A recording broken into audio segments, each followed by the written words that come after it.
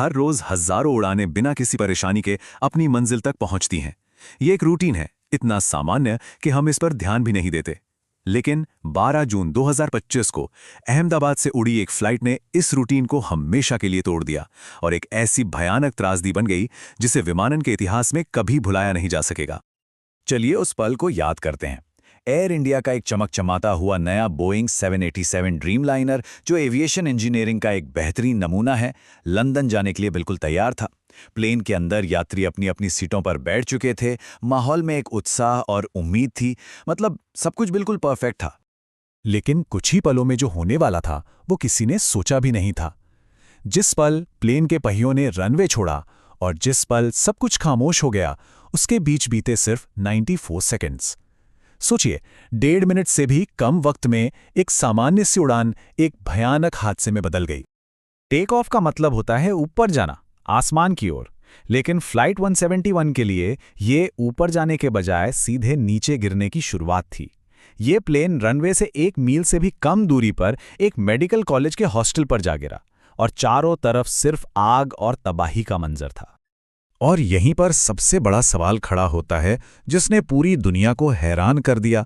आज के ज़माने का इतना एडवांस प्लेन जिसे अनुभवी पायलट उड़ा रहे हों, वो टेक ऑफ के चंद सेकंड्स बाद ही क्रैश कैसे हो सकता है? तो चलिए आज हम इसी गुत्थी को सुलझाने की कोशिश करते हैं। अब इस कैसे का जवाब ढूंढने के लिए एक बहुत बड़ी इंटरनेशनल जांच शुरू की गई। दुनिया भर के बेस्ट एक्सपर्ट्स इस काम में जुट गए कि आखिर फ्लाइट 171 के साथ हुआ क्या था। ये कोई छोटी मोटी जांच नहीं थी, बल्कि एक ग्लोबल एफर्ट था। भारत की AAIB ने लीड किया, जाहिर है क्योंकि हादसा भारत में हुआ था। अमेरिका की NTSB भी शामिल हुई क्योंकि प्लेन बोइंग का बना था, और क्योंकि प्लेन लंदन जा रहा था इसलिए ब्रिटेन की AAIB ने भी जांच में मदद की।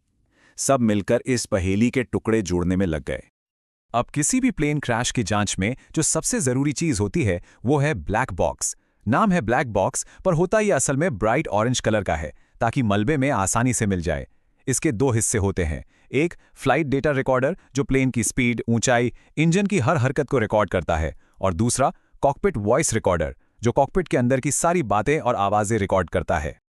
लेकिन इन रिकॉर्डर्स को ढूंढ लेना ही काफी नहीं था। उनकी हालत बहुत खराब थी।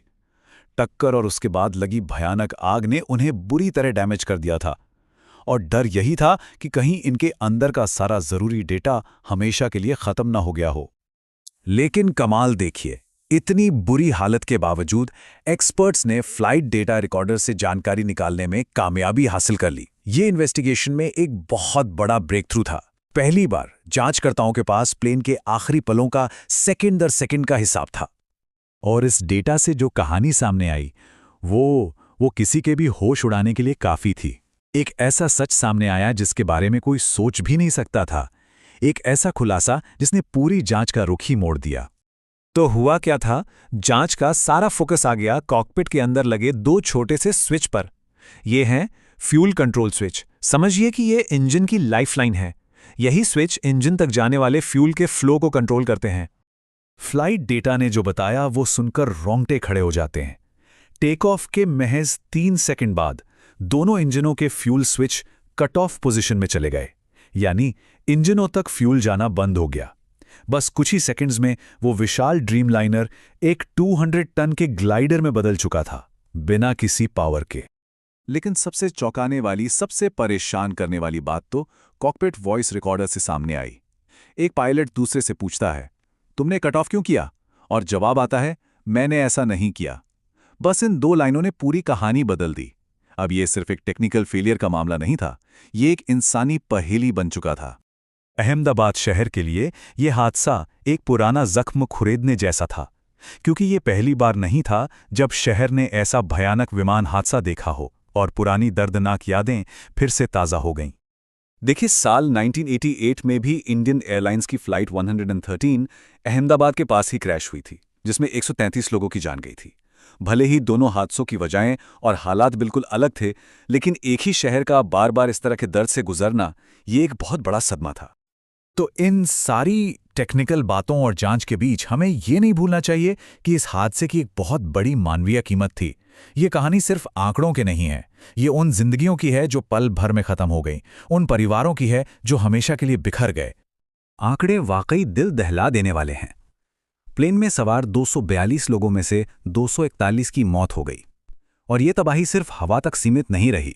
जमीन पर उस हॉस्टल में 38 और लोगों की जानें गई जो बस गलत समय पर गलत जगह पर मौजूद थे। लेकिन इतनी तबाही और मौत के बीच एक ऐसी कहानी भी है जिस पर यकीन करना मुश्किल हो जाता है, एक अकेले सर्वाइवर की कहानी। उनका नाम है विश्वास कुमार रमेश और उनका बचना किसी चमत्कार से कम नहीं है। हुआ ये कि टक्कर के वक्त प्लेन का वो हिस्सा जहां वो बैठे थे टूटकर अलग हो गया और हॉस्टल के ग्राउंड फ्लोर पर आ गिरा, और वो एक टूटे हुए इमरजेंसी एग्जिट से जलते हुए मलबे से बाहर निकलने में कामयाब रहे। उनकी कहानी इस अंधेरे में उम्मीद की अकेली किरण है। तो हम घूम फिरकर वापस उसी एक परेशान करने वाले सवाल पर आ जाते हैं। अगर प्लेन में कोई मैकेनिकल खराबी नहीं थी तो आखिर यह हादसा हुआ कैसे? एयर इंडिया फ्लाइट 171 का हादसा हमें इंसान और मशीन के बीच के उस बेहद कॉम्प्लेक्स रिश्ते की याद दिलाता है। ये एक कड़वी सच्चाई है कि टेक्नोलॉजी चाहे कितनी भी एडवांस क्यों ना हो जाए, कॉकपिट के अंदर का इंसानी पहलू ही सबसे जरूरी और कभी-कभी सबसे नाजुक कड़ी बना रहता है।